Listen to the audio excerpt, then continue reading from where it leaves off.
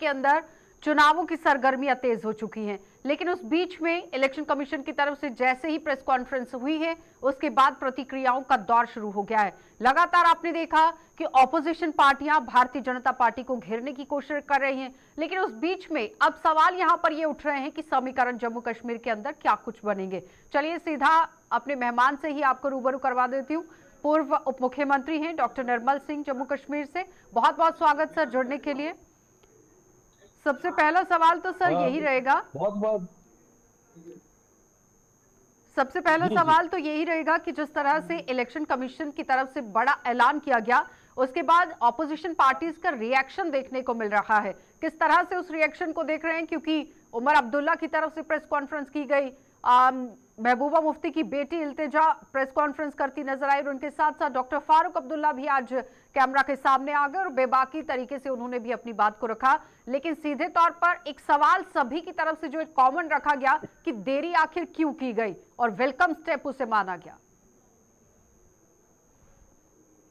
देखिए, ये वही लोग हैं जो पिछले समय तक, जब तक इसकी घोषणा नहीं आई हुई थी, ये कह रहे कि यहाँ चुनाव नहीं कराएंगे, चुनाव नहीं कराएंगे, भारतीय जनता पार्टी चुनावों से जो है भाग रही है। इस प्रकार की बात करने वाले अभी देरी की बात कर रहे हैं। मैं इनसे पूछूंगा कि जब लोकतंत्र की हम बात करते हैं उसमें 3 टायर भी आता है।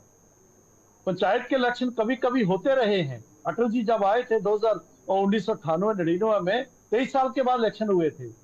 तब हुए थे कि जब जम्मू कश्मीर में आप लोगों की सरकारें थी। डीडीसी के इलेक्शन आपने पूरे कभी नहीं करवाए, आपने डीडीसी के इलेक्शंस कभी नहीं कराए, 76 साल के बाद हुए। और आज, और ऐसा नहीं है ये पहली बार 10 साल के बाद हो रहे हैं। 1996 के पहले लगभग इतना ही जो है अरसा लगा था, तब भी तो केंद्र में और जो है इसी प्रकार की ही पार्टियां जो सरकार में थी। फिर यहाँ प्रॉक्सी बार लड़ रहा है। लोकसभा के इलेक्शन हो गए, अपने समय से हुए थे, पंचायत इलेक्शन हुए, डीडीसी हुए, बीडीसी हुए, हाँ असेंबली के इलेक्शन नहीं हुए, डिलिमिटेशन होना था और इलेक्शन कमीशन ने इसकी कॉल लेनी थी। जब इलेक्शन कमीशन ने कॉल ली और जिस प्रकार से माननीय सुप्रीम कोर्ट में ये बात आई, उससे डेडलाइन के अंदर इलेक्शन हो रहे हैं।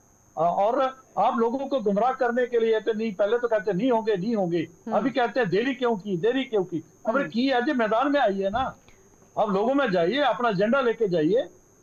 इस प्रकार की बात करेंगे तो वो जो है लोकतंत्र के हित में बातें होगी। लेकिन निर्मल सिंह जी, बेवकूफ मत बनाइए। वो फ्री एंड फेयर इलेक्शन कराने की बात कर रहे हैं कि फ्री एंड फेयर और ट्रांसपेरेंट इलेक्शन होनी चाहिए।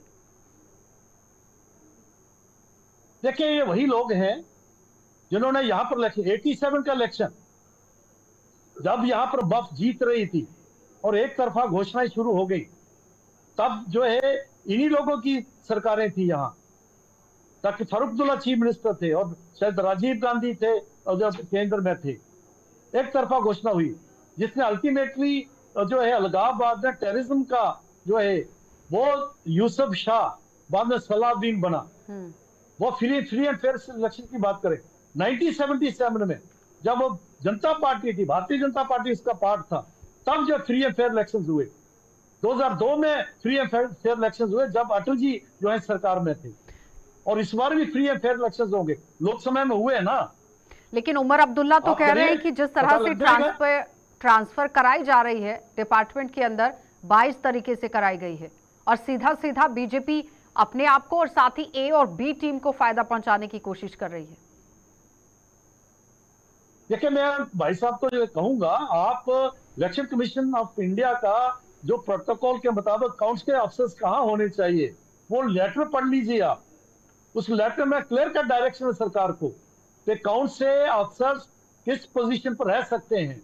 यहाँ का लोकल जो अफसर है अपने जो है वहां पर जिला में नहीं रह सकता, जो डायरेक्टली जो है इलेक्शन से जुड़े हुए हैं। जब बाकी इस प्रकार का डायरेक्शंस है उसको सरकार ने इंप्लीमेंट किया है। अगर आपको लगता है कि उसकी वायलेशन हुई तो रिपोर्ट करें। सिर्फ इसको पॉलिटिकल मुद्दा बना के इस प्रकार की बात करेंगे तो ये आपकी कमजोरी है, क्योंकि आपके पास मुद्दा तो रहा नहीं कोई भी। और लोगों ने, कश्मीर के लोगों ने, जम्मू कश्मीर के लोगों ने आपको बता दिया है आपकी औकात क्या है। तो इस प्रकार की जो बातें करने वाले लोग हैं उनको सारे जो है सारे वोटर जानता है, जम्मू कश्मीर के लोग जानते हैं। लेकिन उस बीच में निर्मल सिंह जी, बार बार आरोप लग रहा था कि पीडीपी को तोड़ने की कोशिश की गई, लेकिन अपने मंसूबों में कामयाबी नहीं मिल पाई है। तो एक बार फिर से रिवाइव होकर वो अब मैदान में एक बार फिर आती दिखेगी। देखिए, पीडीपी को किसने तोड़ा? वो अपने ही वजन से टूट गई। वो उसके बाद टूटने के बाद जिस प्रकार से कई जो है छोटी छोटी पार्टियां उसमें से निकली, उसके बाद इन्होंने गुप्कार लाइंस जो है बनाया, बहुत बड़े बड़े जो है इन्होंने जो है घोषणाएं की और हाथ में हाथ डाल के जो है मीटिंगें करते थे। वो कहां गया गुप्कार लाइंस? फिर इंडी लाइंस बनाया, तब भी हाथ खड़े होते थे, दिल्ली से लेकर मुंबई से और कहां कहां जाके। वो कहां गए? और जब आप कामयाब नहीं हुए, जब आपको लगा कि आप आपस में लड़ रहे हो क्योंकि आपके पास कोई है नहीं कुछ कहने के लिए, एजेंडा नहीं है, तो अभी आप सरकार के ऊपर और केंद्र के ऊपर आरोप लगा रहे हो। लेकिन आरोप ये भी है कि डिसएम्पावर करने की कोशिश की जा रही है, डिस्पोज करने की कोशिश की जा रही है।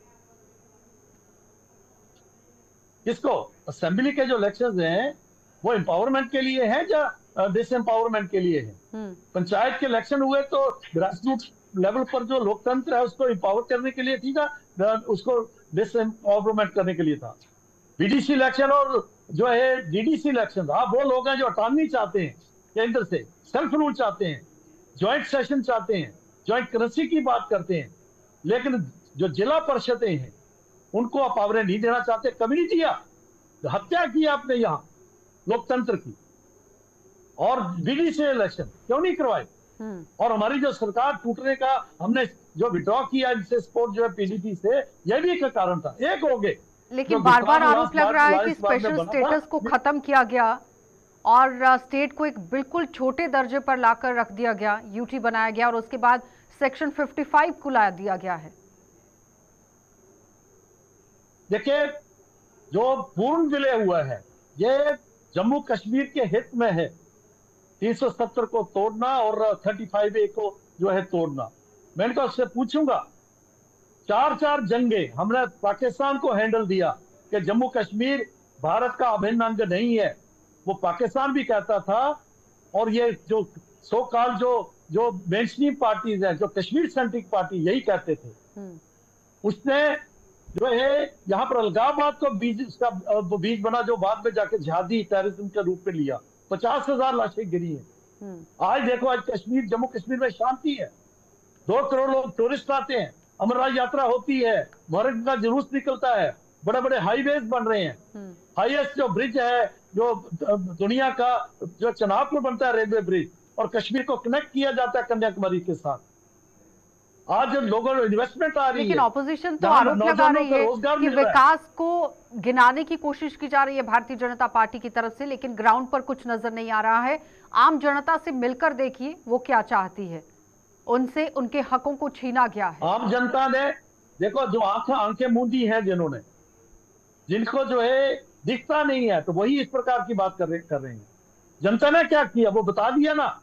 2 शहजादे, एक अब्दुल्ला जो रॉयल फैमिली का शहजादा और एक मुफ्ती जो रॉयल फैमिली के, दोनों पूर्व मुख्यमंत्री को हराया है लोगों ने। आज भारतीय जनता पार्टी ने 2 सीटें लड़ी और लाखों की जो है वोट से हमने जीती है।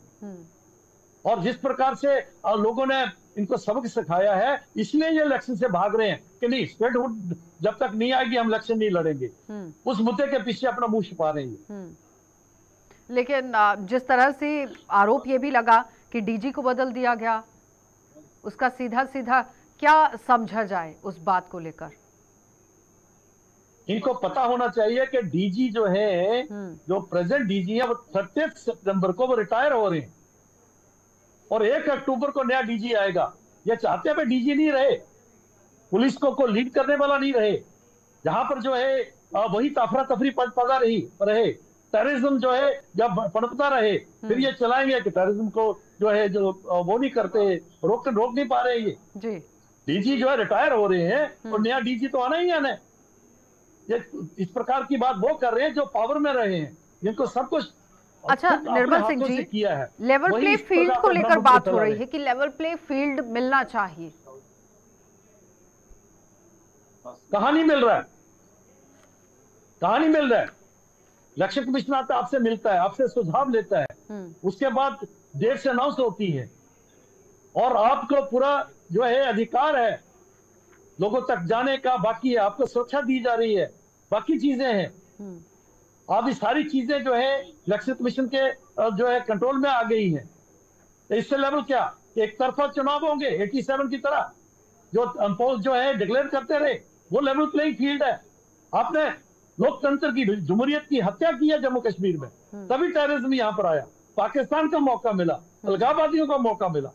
इस प्रकार की बात करने वाले लेवल प्लेइंग फील्ड की बात करते हैं, जिन्होंने जहां पर लोकतंत्र की हत्या की, डीडीसी के इलेक्शन से नहीं कराए, पंचायत के इलेक्शन से नहीं कराए, जहां अलगाववाद को बढ़ावा देने के लिए अपना एजेंडा जो है आपने रखा, वो इस प्रकार की बात करेंगे। लेकिन ऑपोजिशन तो कह रही है कि 10 सालों से आपने लोगों को उनके हकों से वंचित रखा है, अपने नुमाइंदे को चुनने का हक नहीं उन्हें दिया है, उनकी आवाज को सुना नहीं जा रहा था, ब्यूरोक्रेसी काफी तरीके से हावी हो चुकी है जम्मू कश्मीर के अंदर। मैं इनसे कहूंगा कि लोकसभा के इलेक्शन हुए अभी ज्यादा समय नहीं हुआ है, ये सारी बातें तब कह रहे थे आपने, और लोगों ने आपको जो है आपको जो वर्डिक्ट देते हैं आपको सबक सिखा दिया है। नेहरू इंदिरा गांधी फैमिली की एक भी सीट जो है रसवाई जम्मू कश्मीर में नहीं आई, लद्दाख को मिला के 2 शहजादे हारे हैं, मुख्यमंत्री रहे हैं जो एक तरफा जीते आए थे, और वो लोग जो है ठीक है नहीं, भारतीय जनता पार्टी ने 2 सीटें लड़ी थी, दोनों हमने जीती हैं और लाखों की तादाद में जीते, ये लोगों ने वर्डिक्ट दिया है और ये लोगों का मंशा है। और आने वाले इलेक्शन में लोग जो है आपको बताएंगे कि आप कहां खड़े हैं, आपकी जो है औकात क्या है। लेकिन परिसीमन अब हो गया है, उस बीच में काफी तरीके से बदलाव जम्मू कश्मीर के अंदर हो गया है, 83 सीटों से अब 90 सीटों पर आ गया है, लद्दाख की सीटें अलग निकल चुकी हैं, तो कहीं ना कहीं समीकरण बदल गया है निर्मल सिंह जी। लेकिन इस बार आपको नहीं लगता है कि मुद्दे अब कौन से वाले गिनाए जाएंगे, इस पर नजर रहेगी कि मुद्दे कौन सी पार्टी के पास क्या रहेंगे? भारतीय जनता पार्टी किस रणनीति के साथ इस वक्त ग्राउंड पर उतरेगी अब? क्योंकि पहले जनता ने 25 सीटें जिताकर आपको सत्ता तक पहुंचाया है। देखिए, एक मुद्दा तो वो है जो उमर अब्दुल्ला जिसके पीछे छुप रहे हैं, स्टेटहुड का, ये करेंगे। और जो मुद्दा लोगों में नहीं है, लोगों को पता है कि प्रधानमंत्री जी ने हमें आश्वासन दिया है कि ठीक समय आने पर, उपयुक्त समय आने पर स्टेटहुड मिलेगा, बाकी इनके पास मुद्दा कोई नहीं है। और वो उपयुक्त समय मुद्दा कब तक आएगा? जम्मू कश्मीर में शांति। वो सही समय कब तक आएगा जम्मू कश्मीर में शांति? देखिए, मुद्दे की बात कर रही थी, मुद्दा रहेगा जम्मू कश्मीर में शांति, तरक्की, तामीर, और डबल इंजन की सरकार ही ये कर सकती है। इन तो जो 76 सालों में जम्मू कश्मीर 5 अगस्त 2019 के पहले जो जम्मू कश्मीर था, नहीं जो बिल्कुल 50,000 लाशें गिरी है, सुन लीजिए पहले पूरा सुन लीजिए। तो उसको रिकंस्ट्रक्ट करना, फिर से पुनर्निर्माण करना, नौजवानों को रोजगार देना, यहाँ पर महिलाओं को एम्पावरमेंट देना, जम्मू कश्मीर के बीच में जो वंचित एरियाज हैं, डिप्राइव्ड एरियाज, उनको डेवलपमेंट करना, जहाँ रेलवे इंफ्रास्ट्रक्चर को खड़ा करना, रोडवेज को खड़ा करना, टूरिज्म को बढ़ावा देना। और हमारे पास माइक्रो हाइड्रो प्रोजेक्ट्स हैं, उन पर कभी काम नहीं हुआ पिछले समय में, लेकिन बहुत छोटे छोटे नाले हैं, उसको खड़ा करना। विकास सारे अपनी जगह पर है, बच्चों को एम्प्लॉयमेंट नहीं मिल रही है, फायर एंड इमरजेंसी के लोग धरने पर हैं, डेली वेजर्स इतने सालों से धरने पर हैं, जिन लोगों के साथ आप खुद बैठा करते थे कि सत्ता में जब आप आएंगे तो उनके मुद्दे का हल होगा। FAA के बच्चे धरने प्रदर्शन पर, इससे पहले आपने देखा 10 साल से कोई भर्ती नहीं हुई है, जो भर्तियां हुई हैं स्कैम बन गया है, और उसके बाद जो अब यहाँ पर न्यू रिक्रूटमेंट हुई है जिसमें एज रिलैक्सेशन की बात हुई, वो भी नहीं हुई। और अनएम्प्लॉयमेंट रेट लगातार जम्मू कश्मीर के अंदर आप देखिए किस तरह से बढ़ता चला गया। अगर हम 2005 की देखते हैं तो देखिए 17.6% से बढ़कर 2022 में 25.86% हो गई है पुरुषों की। और अगर हम महिलाओं की दर देखते हैं तो 2005 में जो 40.32% थी, वो 2022 में 57.41% तक पहुंच गई है। ये एक बड़ा मुद्दा बन गया है। आशा जी, ये जो है एम्प्लॉयमेंट डेवलपमेंट जो है, ये कंटिन्यूअस प्रोसेस है। ये जो जितना भी आप फिगर्स दे रही हैं, ये जो अलगाववाद था, उग्रवाद था, जहां पर जो है जिस प्रकार से अफरा तफरी थी, ये उसका नतीजा है। अभी पूरा मेरी सुन लीजिए। प्राइवेट सेक्टर उभरा नहीं, यहाँ लैंड लॉज ऐसे थे, बाहर से कोई इन्वेस्टमेंट करने के लिए तैयार नहीं था। आज जो सैकड़ों करोड़ों की इन्वेस्टमेंट आ रही, नई इंडस्ट्रियल स्टेट उभर रहे हैं, प्राइवेट सेक्टर को उभरना पड़ना था, यहाँ टूरिस्ट नहीं आते थे। आज 2 करोड़ टूरिस्ट आते हैं, तो कश्मीर का जो है किश्ती वाला है, पोनी वाला है, आम मजदूर है, नौजवान है, उसको लेकिन ऑपोजिशन पार्टियां तो कह रही है कि कश्मीर के अंदर तो टूरिज्म पहले भी इसी तरह से चलता था। लंबा प्रश्न किया, सुन लीजिए पूरी, सुन लीजिए प्लीज। निर्मल सिंह जी, ठीक है, उसके साथ ऐड ऑन करिए कि आम जनता और ऑपोजिशन लीडर्स ये कह रहे हैं कि पहले भी टूरिज्म चलता था। ये डिबेट नहीं है, आपने प्रश्न किया, मेरी बात सुन लीजिए। नहीं, मैं सुन मेरी रही बात हूं। सुन लीजिए। जहां तक डेली वेजेस की बात है, SRO 520 हमने बनाया था, और उसके बाद बीच में यह मिनिमम वेजेस के तौर पर वो उसको किया गया है।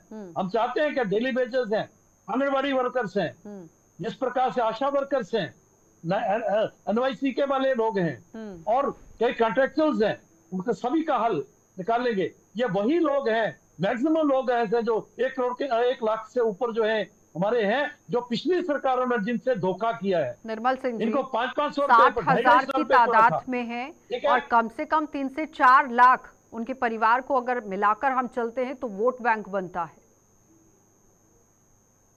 अच्छा जी, मेरी बात सुन लीजिए, क्योंकि आप प्रश्न करती है पूरा समय, अगर जवाब मिलेगा तो लोगों तक बात जाएगी।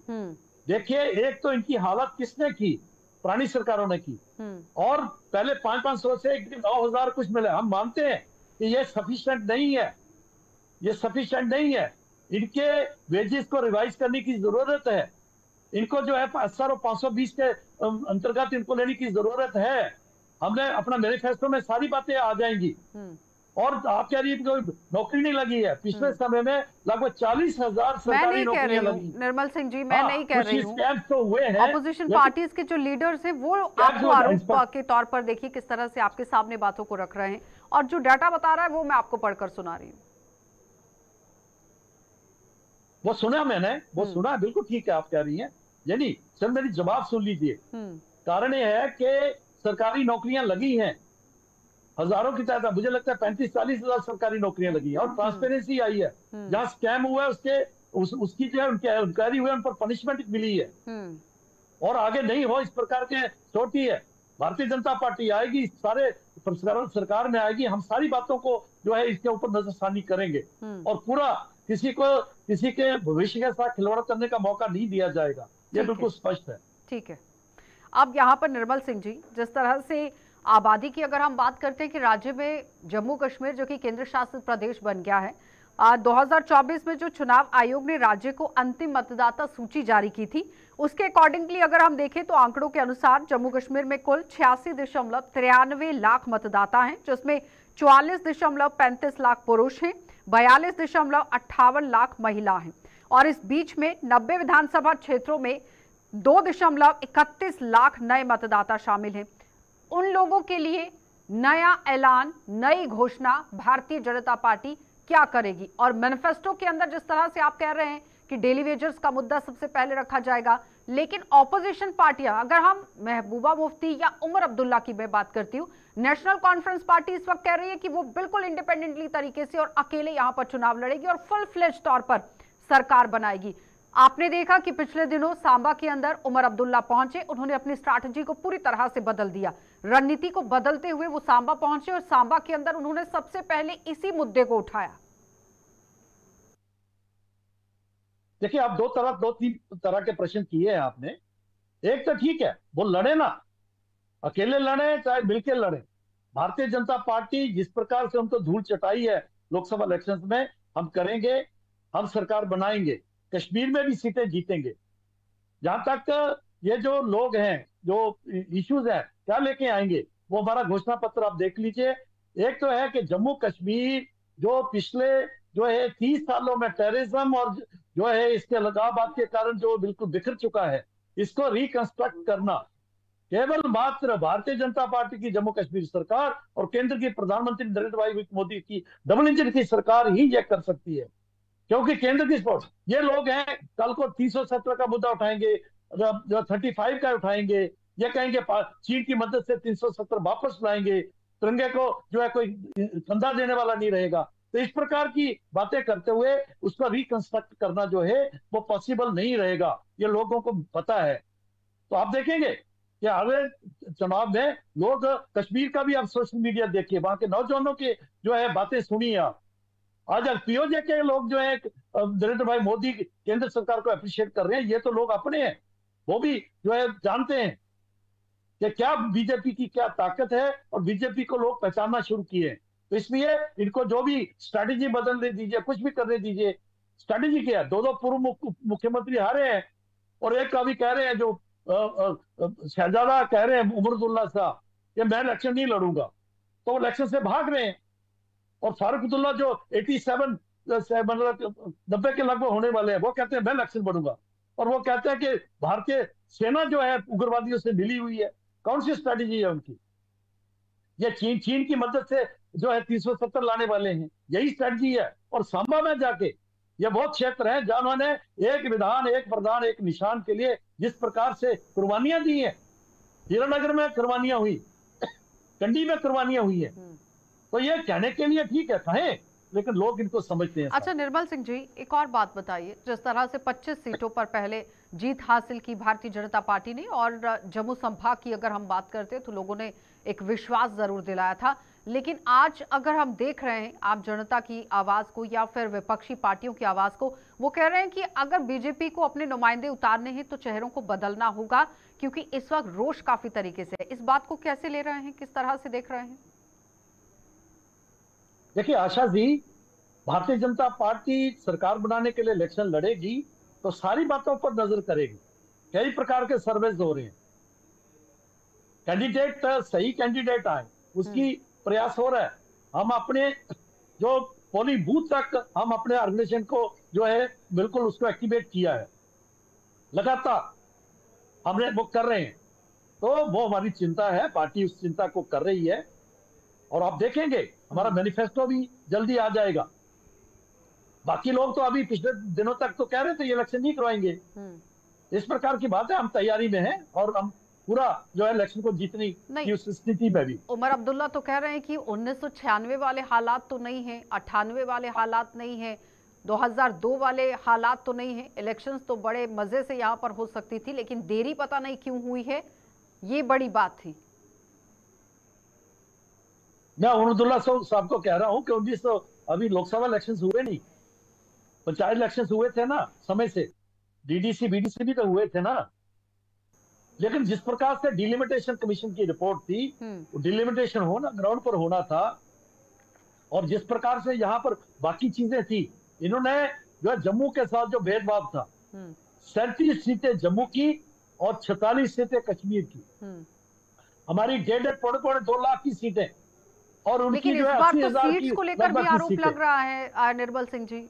विपक्षी पार्टियां कह रही हैं कि अपने आप को फायदा दिलाने के लिए बीजेपी पार्टी ने जम्मू संभाग के अंदर सीटों को बढ़ा दिया है, बढ़ाया गया है। देखिए जो उसमें पैरामीटर्स हैं, उसमें जो पैरामीटर्स हैं, एरिया, टेरेन, टोटल पॉपुलेशन, उसके आधार पर जम्मू की सीटें ज्यादा बनती हैं। पहाड़ी एरिया में कम पॉपुलेशन पर जो है वो सीटें बनती हैं। और बटमालू की सीट इनकी थी 1,05,000 10,000 पर, और जम्मू वेस्ट की सीट थी 1,75,000 पर। गांधीनगर की सीट थी जहां आपका भी है जो है लगभग 2.25 लाख के ऊपर। इन्होंने भेदभाव किया है। अच्छा एक और बात बताइए, जिस तरह से आरोप लोकसभा चुनावों में भी लगे कि भारतीय जनता पार्टी ने बाहर से समर्थन किया दूसरी पार्टियों को, कश्मीर के अंदर अपना नुमाइंदा नहीं उतारा, क्या इस बार नुमाइंदे को उतारेंगे कश्मीर संभाग के अंदर अलग अलग सीटों पर? देखिए भारतीय जनता पार्टी अपने बलबूते पर कैंडिडेट उतारेगी और उनको जिताएगी और अपनी जो है वो सरकार बनाएगी।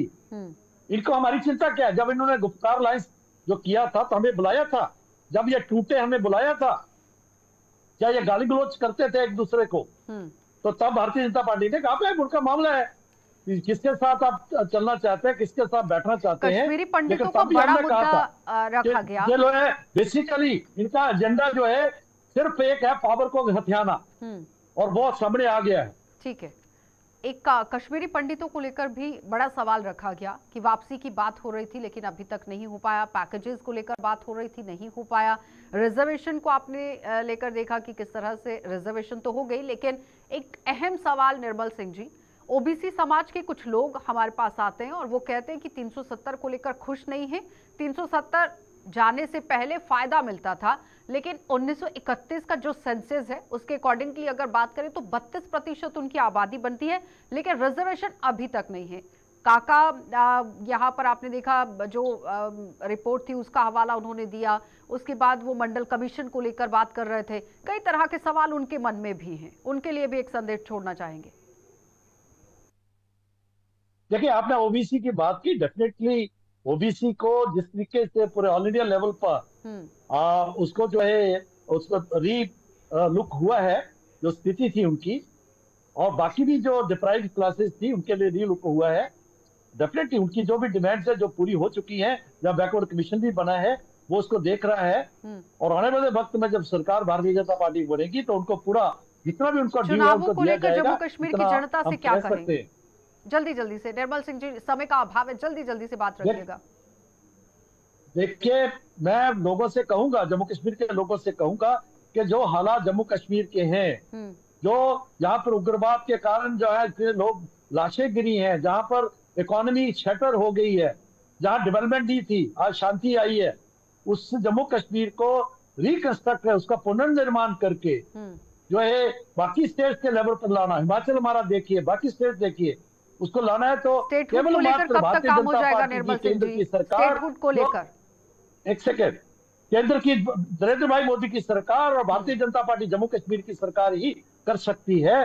इसके लिए आप हमें वोट दीजिए। मेरा लोग सभी वोटर्स हैं और कश्मीर के लोगों को कहूंगा, आप हमें पहचानिए। स्टेटहुड को लेकर जवाब दीजिएगा। क्या यहाँ पर 71 को लेकर काम होगा या फिर स्टेटहुड दी जाएगी? किस तरह से? जल्दी से जवाब दीजिएगा, कुछ सेकंड का समय है सिर्फ मेरे पास। आशा जी, आपके प्रश्न लंबे होते हैं, मेरा जवाब कम होता है। अब स्टेटहुड उपयुक्त समय में मिलेगी। ये प्रधानमंत्री ने आश्वासन दिया है, ये जो है गृह मंत्री जी ने आश्वासन दिया। ठीक है निर्मल सिंह जी, बहुत बहुत धन्यवाद जुड़ने के लिए। तो फिलहाल आपने देखा कि उप मुख्यमंत्री डॉक्टर निर्मल सिंह हमारे साथ जुड़े हुए थे, जो बता रहे हैं कि स्टेटहुड का दर्जा बहुत ही जल्द और सही समय पर आकर मिलेगा। लेकिन अब देखना ये होगा कि जब चुनाव होते हैं तो फिर यहाँ पर आम जनता किस तरह से अपना योगदान देती है, क्योंकि जनता जनार्दन है। फिलहाल लगातार विपक्षी पार्टियां घेरने की कोशिश कर रही थी, जिसका जवाब निर्मल सिंह ने दिया है। अब देखना ये होगा कि गेंद किसके पाले में जाती है। आप देखते रहिएगा।